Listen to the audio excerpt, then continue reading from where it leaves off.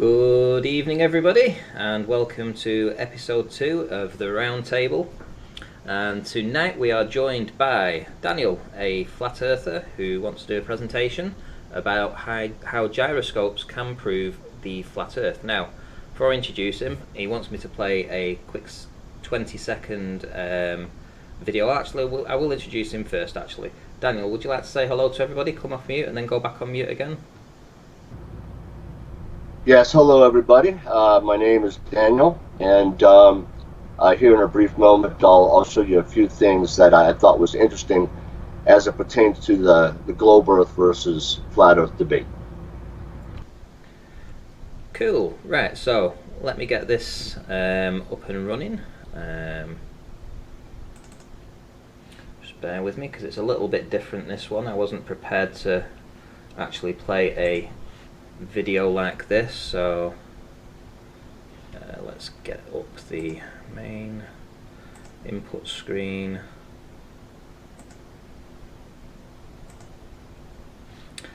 And you want me to play it from 40 seconds, is that right, Daniel? Yes, that's correct. Okay, thank you. Right, here we go. Do you want to pop yourself on mute again, please, Daniel? Based on two principles, rigidity in space and precession. Rigidity in space refers to a gyro's ability to remain in a fixed position in the plane in which it is spinning. By mounting the gyroscope on a set of gimbal rings, the gyro is able to rotate freely in any direction. Thus, if the gimbal ring rotates, the spinning gyro will remain in the same plane in which it was originally spinning. There we go. So is that okay for you, Daniel?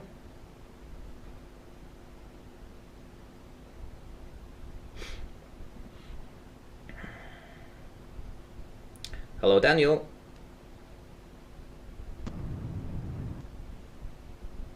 Yep, you're still on mute, my friend. Okay. There Yes. we go.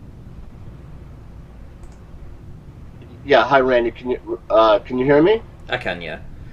Okay, Right. great. So I wasn't. if you'd Sorry, go if you'd like to present your screen, because I know that you want to do a live demonstration. So if you want to present your screen, I'll get you ready to roll. Okay, and I wasn't able to see anything from my side. Did the audience see the short video clip? Yes, they did. Yes. Okay. Okay. So tell me when you're presenting, and I'll get you up, and I'll let you have the floor. Okay, then go ahead whenever you're ready.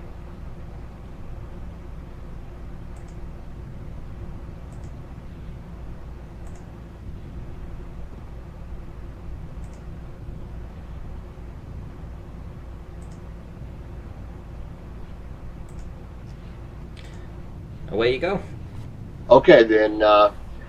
Yeah, hi everybody. My name is Daniel, and Randy did introduce me as a flat earther, and I guess that's sort of a loose definition, but like a lot of people involved in a lot of the controversies that are going on in our modern day culture, I generally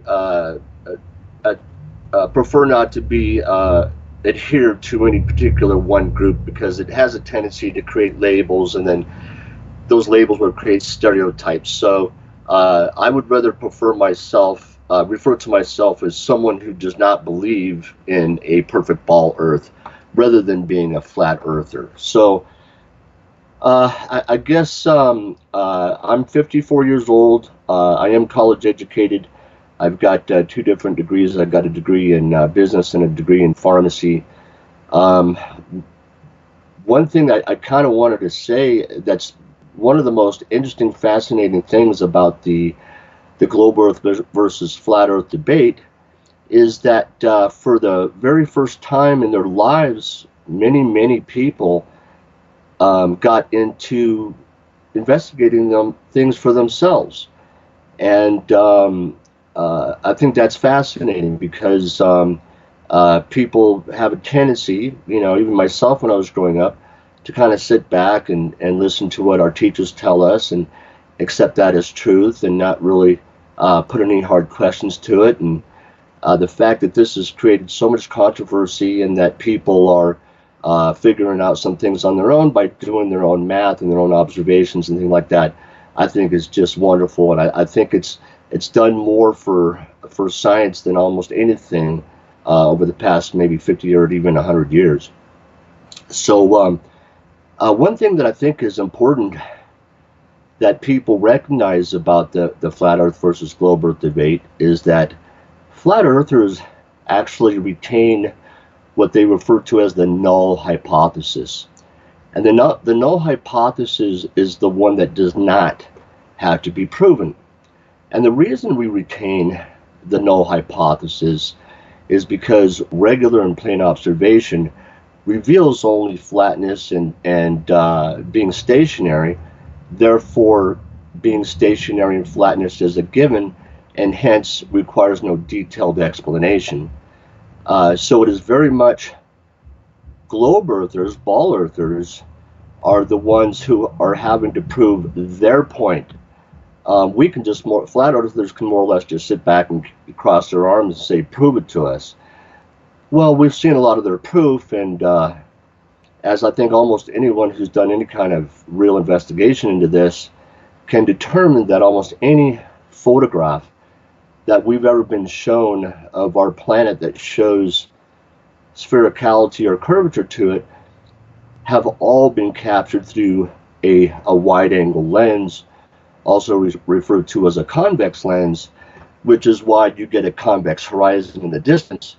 And I think it's important that people understand that when using a convex lens, where the horizon falls on the lens in relationship to the midpoint, it'll reflect either a concave lens or a convex lens. So that's how you can tell they're always using concave lenses when they get curvature on horizons. So if you use a standard refraction camera lens at any altitude, you will always only see a flat horizon. Now, why do we see pictures of perfect globes from NASA and things like that? Well, it's my assertion that because they're basically just trying to fool us that we live on a ball, when in actuality, at least in my reality, I don't live on a ball. So when this all came about, for a period of about 6 months, well, first of all, to let you know, I was not one of those people that needed my arm twisted to believe that the Earth was not a ball. I came to the realization very quickly, and this bothered me so much that for about 6 months, I tried to reconvince myself that the Earth was actually a perfect sphere, and that somehow I was just fundamentally crazy, and that if I worked on it hard enough and thought about it hard enough, that I would eventually understand that it was a ball again, and then I could go on about with my life from there, the way things used to be. But after 6 months, I was not able to do so. Anywhere I looked and any way I could, I saw only flatness and being stationary. So I wasn't able to see the video that Ranty played for you all, but I'm hoping it showed this segment of the video where it showed what was referred to as spatial rigidity as it pertains to the gyroscope. Now, what that means is that when the gyroscope is up and spinning, that the vertical axis it maintains in relation to the horizontal surface of the Earth below remains constant, and it's due to those spatial rigidity qualities that they're used in aircraft in the first place. In fact, without such ability to positionally fixate through its properties of spatial rigidity, pitch indicators are useless. So because they retain their spatial rigidity is why they're used in aircraft. Now, I want to show you a picture of a gyroscope here. First of all, this image on the right, this is an artificial horizon in the cockpit of an aircraft. The sky is on top, it's blue, the brown on bottom, that's the ground. The horizon line is in the middle. These increments, both above and below the horizon line, are are increments of degrees. So you've got 10 degrees towards the ground, or 10 degrees towards the sky, or so on. So when an aircraft takes off from an airport, what the pilot will do is he will cage his gyro. And what that does is it places the vertical axis of the gyroscope into a direct perpendicular relationship to the surface of the runway below. Now, what's interesting about this is that this is the very same vertical axis that's used for the entire flight. Not only is it the vertical axis that the pilot uses for takeoff, but it's the same vertical axis he'll use for the entire flight, up to include the descent glide slope when landing and landing. Now, if you have if the vertical axis of the pitch gimbal at the runway in on the East Coast is the same as the vertical axis to the runway on the West Coast, then that dictates that both of those locations must share a common horizontal angle to which they're both perpendicular. So any aircraft taking off and flying across the United States anywhere today will always use the horizontal coordinates captured at the departure runway to land at the destination runway. And quite simply, this means that the horizontal axis of both those locations is exactly the same. And the reason we know that is because the vertical axis of this gyroscope here remains constant throughout the entire flight. It never changes. So it's almost, self-evident. It doesn't require a whole lot of more explanation than that. Now, just to give you an example, excuse me, I'm going to get a drink of water. Excuse me for just one moment.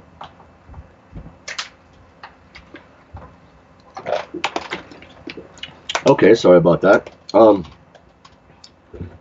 If we lived on a ball with the dimensions we're informed, okay, and we're told that the Earth has a diameter of 8,000 miles, this gives it a circumference of 25,000 miles. So if you were going to fly from the East Coast to the West Coast, which is a distance of approximately 2,500 miles, then that distance across the surface of a perfectly spherical globe is almost exactly 1/10 of its total circumference. Now, what this means is that the vertical axis of the runway at one coast should be 36 degrees in opposition to the vertical axis of the runway on the opposite coast. And it's not, it's always the same. So the very fact that there is no deviation between the horizontal axis of Los Angeles and the horizontal axis of Washington Dulles, which is proven by aircraft gyroscopes all day long, day after day after day, means that essentially that the surface of the Earth is essentially flat. And it really doesn't get a whole lot more complicated than that. Now, Shane, that was kind of really about all I had to say. Did you want to do something from here, or? No, if mute.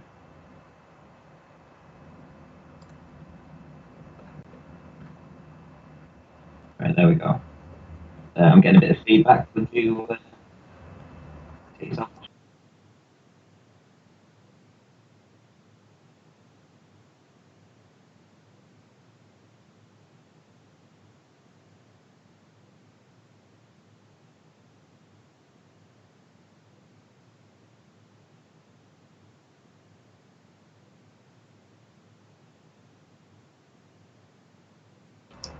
Yeah, were you thinking maybe like a 5-minute break and then take a couple questions? Oh, okay, that'd be just fine. I'll just step away for a minute and I'll be right back. Okay? Thank you.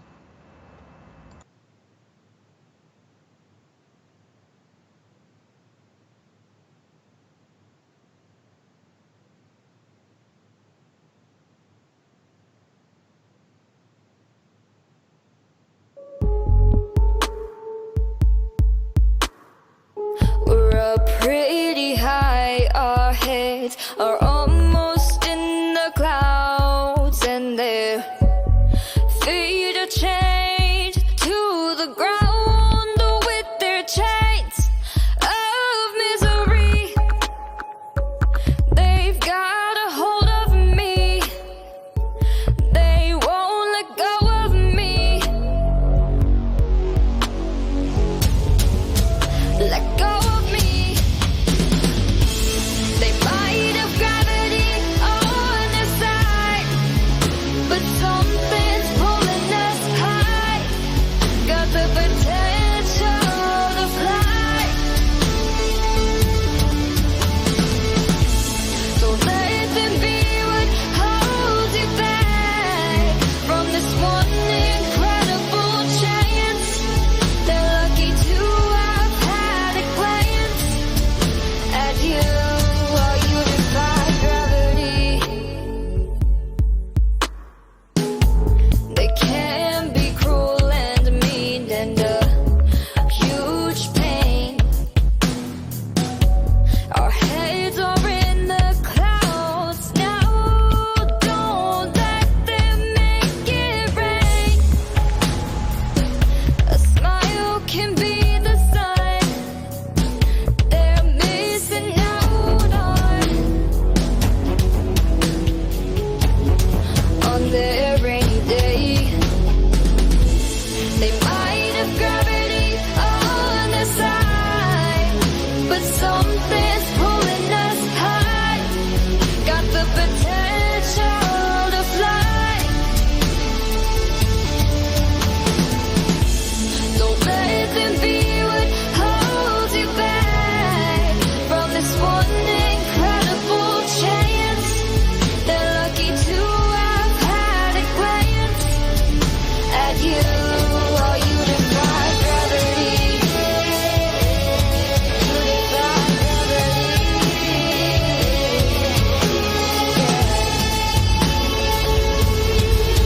Granted, just want to let you know I'm back whenever you're ready to go. They say we aren't strong enough. No. I'm just letting you know I'm here anytime you're ready. I say yeah, they're wrong enough, and we'll show them someday. They might have gravity on their side, but something's pulling us high. Got the potential to fly. Oh yeah, don't let them be what holds you back from this one incredible chance. They're lucky to have had a glance at you while you defy gravity.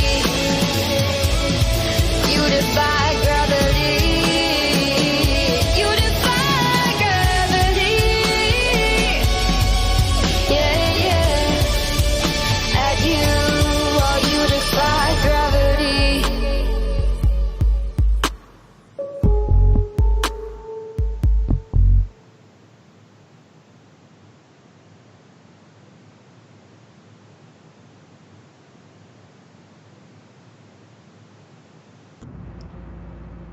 Yep, I'm here.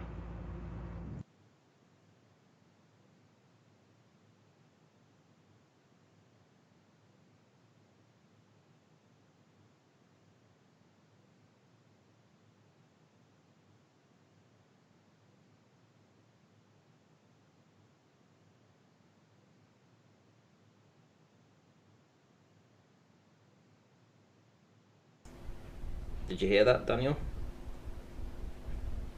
Hello? Yeah, Yes, I'm sorry.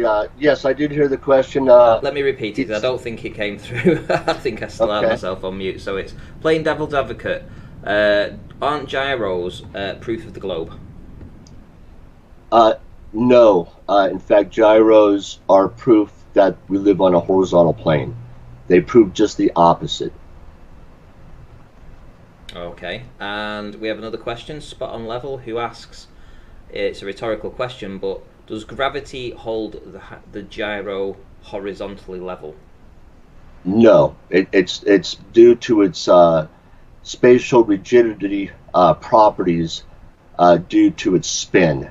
Once it's at full operational spin, it maintains its vertical axis. Okay. Have you got anything that can demonstrate that, perhaps? Or anything that you've got prepared that could demonstrate that? Yeah, the video. Okay, so you want people to refer back to the video that I played at the start, yeah? Yeah, because it shows it so easily and clearly that it only takes 5 seconds to understand exactly what's going on. Once that gyroscope sets to spin, whatever vertical axis it maintains when it's at full spin is the same one that it will maintain throughout the entire flight. And another way that if people want to prove themselves to this themselves real easily, here's a real easy way for anybody to do it. If you've got an app, an iPhone or Android, you can download an app called Surface app, spelled just like it sounds, Surface app.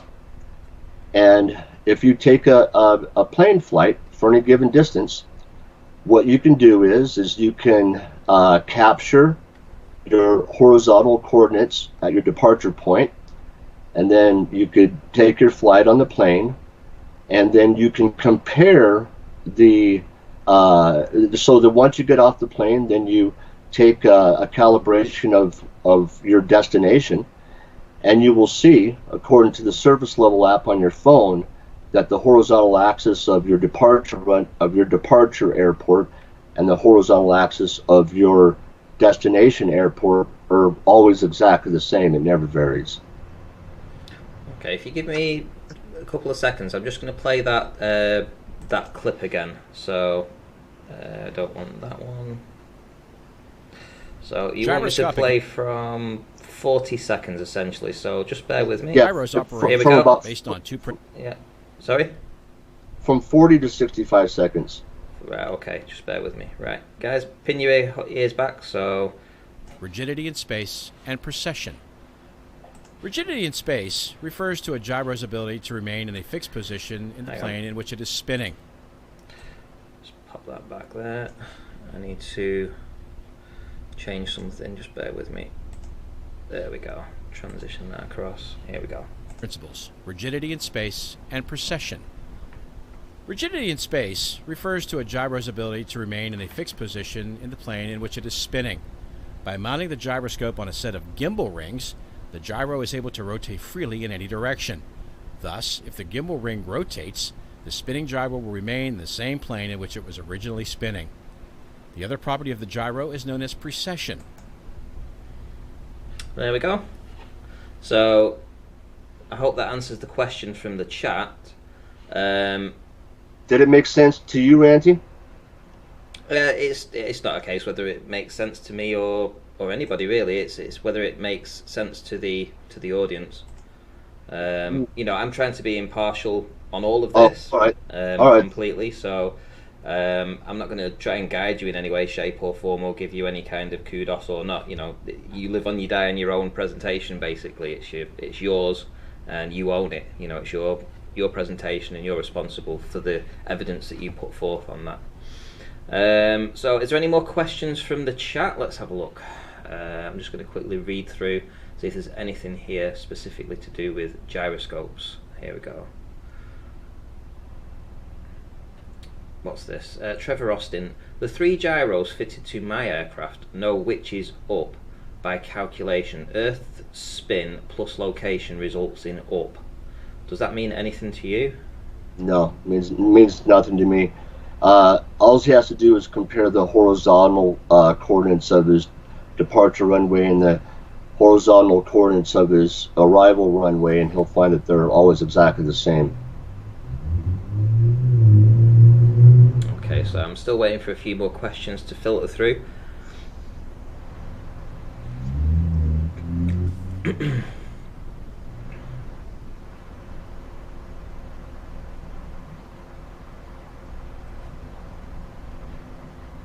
See, we have over 70 in the chat right now.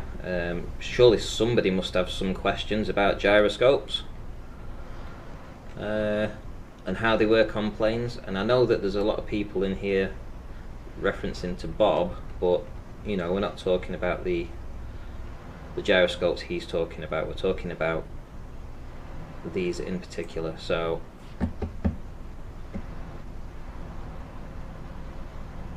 if we don't get anything in the next 30 seconds, guys, I'm going to have to wrap it up, because if there's no questions, there's no debate. It's essentially that. And for whatever reason, I think if Sean Hawkins is in the chat, if he is asking questions at all, I'm not seeing them, and that's probably because he will have me blocked, because every single person that was blocked on my channel is now unblocked. Every moderator has been demodded in a matter of fairness, basically. So let's see, anything about gyroscopes?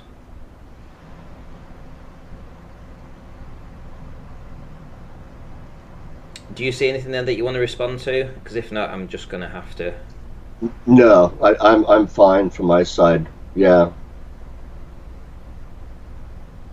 Yep. Okay, guys. Right. Well, no questions. You know, no debate. No point in carrying on this anymore. Well, thank you very much, Daniel, for your presentation. I'm sure if somebody wants to do a response video about how gyroscopes prove actually that it's a globe, I would look forward to seeing that. He can't block you as the channel owner. Okay. Well, I don't have him blocked anywhere, but I'll have a look at that in a little bit anyway. Right, guys. Thanks for stopping by again, and hopefully on Friday we'll have a presentation. I was going to put one together on Monday and Wednesday, but with the problems we had on Friday, I wasn't able to get them in position. But Southern Israelite's going to do a presentation on Friday, so I am actually looking for another spot.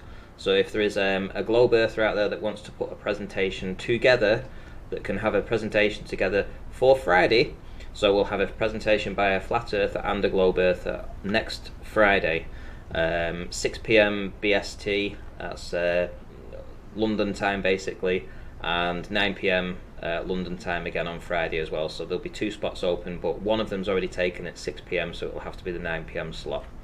So there we go, and I'll see you in the next one.